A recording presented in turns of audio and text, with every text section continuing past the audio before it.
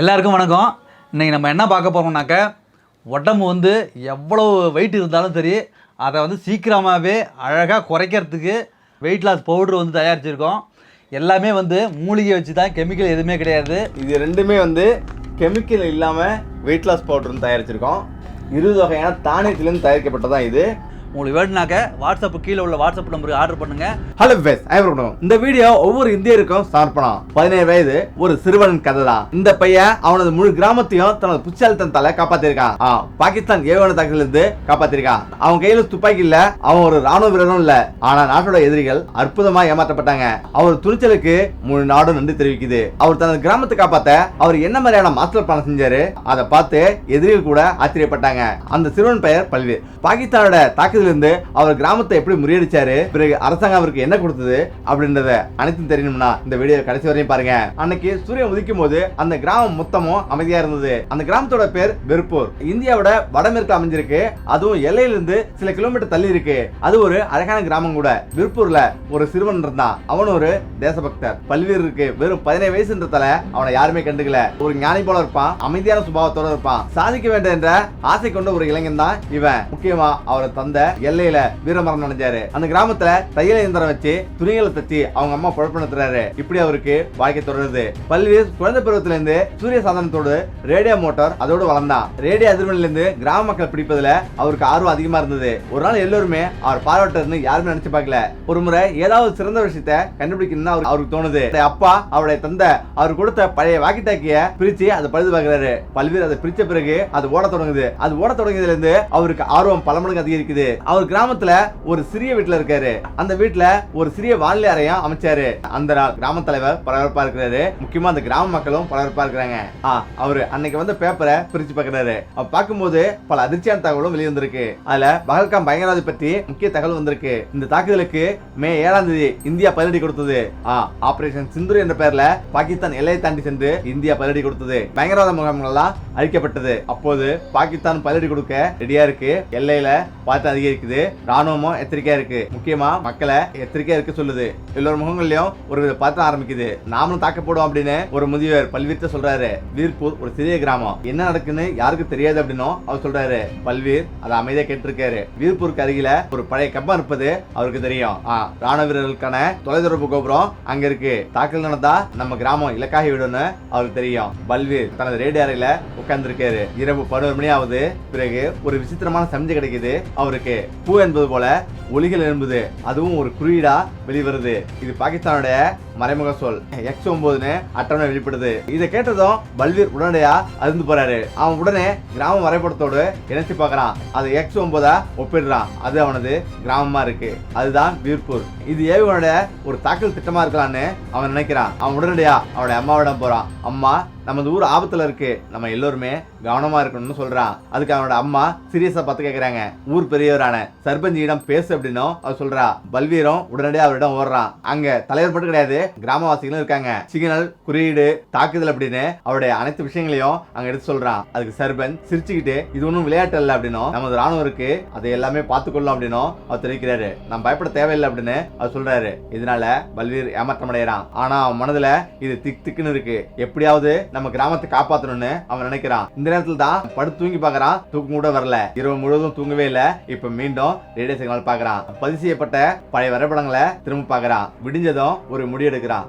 எனக்கு யாரும் ஆதரவு கொடுக்கலனாலும் அடுத்த முறை நானே இறங்கி இதுக்கு பதிலடி கொடுப்போம் அப்படின்னும் அவன் சொல்றான். காலையில எந்திரிச்சு பள்ளியில் குளிச்ச பிறகு தனது வானொலி அறையில தனது ரேடியோ அறையில உட்காடுறான். இரவு முழுவதும் தூக்கம் இல்ல. ஆனா அவனது விடாமுயற்சி இந்த சிக்னலை மீண்டும் மீண்டும் சரி பார்க்கறான். அந்த ஆபத்தான வரைபடத்தை இவனது கிராம வரைபடங்களை ஜெராக்ஸ் எடுத்து பேனாவால சரியா கோடு போடுறான். சரியா அந்த வரைபடத்தை வரைகிறான். இப்ப அவங்களுடைய பிளான, பாகிஸ்தானோட பிளான முழுவதும் வரைஞ்சி திரும்பவும் சர்பஞ்சிடம் ஓடுறான். சர்பஞ்சிடம் ஓடி ரெக்கார்டிங்கையும் போட்டு இலக்கு இடம் X9, அதுவும் 19ஆம் தேதி ஏவுகணை ஏவுறது உறுதி செய்யப்பட்டிருக்கு அப்படின்னும் அவன் தெரிவிக்கிறான். முக்கியமா இந்த ரெக்கார்டிங் பார்த்த உடனே அதுக்கு நேரம் இல்லை அப்படின்றது அவங்களுக்கு புரிய வருது. இன்னும் சரியா 8 மணி நேரம் மட்டும் தான் இருக்கு. இந்த 8 மணி நேரத்துல நம்ம கிராமத்தை எப்படி காப்பாற்ற முடியும் அப்படின்னு அவன் யோசிச்சு சொல்றான். அந்த கிராமத்து மக்கள் எல்லாமே வாயடிச்சு போறாங்க. சர்பஞ்ச் இது எங்கிருந்து வந்தது அப்படின்னு பல்வேறிடம் அதிர்ச்சியோடு கேட்கறாங்க. அவர் இந்த வரைபடத்தை தானே எடுத்ததாகவும் 9 மணிக்கு காட்டப்படுவது வீர்பூரை பற்றி அப்படின்னும் அவர் சொல்றாரு. நாம இப்போது கவனமா இல்லைன்னா மிகப்பெரிய ஆபத்து இருப்பதாகவும் கூறுறாரு. சர்பஞ்சும் சுற்றி பார்க்கிறாரு. குழந்தைகள், முதியோர்கள் அப்படின்னு மக்கள் கூட்டம் நின்றுட்டு இருக்கு. அவர் கண்கள்ல இருந்து ஒரு விதமான பயம் ஏற்படுது. இப்ப அத்தனை உண்மை என்பதை கொஞ்சம் கொஞ்சமா அவருக்கு புரிய வருது. ஒருவேளை பல்வீர் சொல்றது உண்மையா இருக்கலாம். நாம் அனைவருமே சேர்ந்து ஒன்னா திட்டம் கொள்ளலாம் அப்படின்னும் அவர் சொல்றாரு. பல்வீர் சொன்ன அடுத்த நொடியே அந்த கிராமம் முழுவதும் இருள முழுகுது. உடனடியா அந்த ஊர் பெரியவர் அறிவிக்கிறாரு. அதாவது பல்வீர் சொல்றது முற்றிலும் உண்மை. அதனால இன்றிலிருந்து நம்ம ஊர் இருள இருக்கணும். ஒரு வீட்டுல கூட வெளிச்சம் இருக்கக்கூடாது. முக்கியமா பல்புகள் எரியக்கூடாது. மொபைல் சார்ஜ் கூட போடக்கூடாது அப்படின்னு அவர் சொல்றாரு. அதாவது முற்றிலும் இருட்டா இருக்கணும் அப்படின்னும் அந்த பெரியவர் சொல்றாரு. இத சர்பஞ்ச் ஒரு மைக் மூலமா மக்களிடம் தெரிவிக்கிறாரு. அவர் அறிவிக்கப்பட்டதும் அடுத்த நிமிஷமே மின்தடை அமலுக்கு வருது. இன்று முதல் இந்த கிராமம் இருட்டாகிடும் அப்படின்னு அவர் அறிவிக்கிறாரு. மின் சுவிட்ச் அனைத்தும் அணைக்கப்படுது. ஒவ்வொரு வீடுமே இருட்டா இருக்குது. ஆனா இந்த இருளும் மிகப்பெரிய ஆபத்து தான். இங்குதான் பல்வீர் தன் புஷால்தனத்தால ஒரு மாயவத்தையை செய்ய போறான். நம்ம கிராமம் இங்க இல்ல என்பதை எதிரிகள் காட்டணும் அப்படின்னும் அப்பொழுதுதான் நம்ம ஆபத்திலிருந்து தப்பிக்க முடியும் அப்படின்னும் அவன் தெரிவிக்கிறான். பல்வீரோட வார்த்தைகளை கேட்ட அந்த கிராம மக்கள் ஆச்சரியப்படுறாங்க. அவன் என்ன சொல்ல வரான்றது மக்களுக்கு புரியல. இப்பதான் பல்வீர் இதை விளக்குறான். கிராமத்துக்கு வெளியே ஒரு பெரிய வயல்வெளி இருக்கு.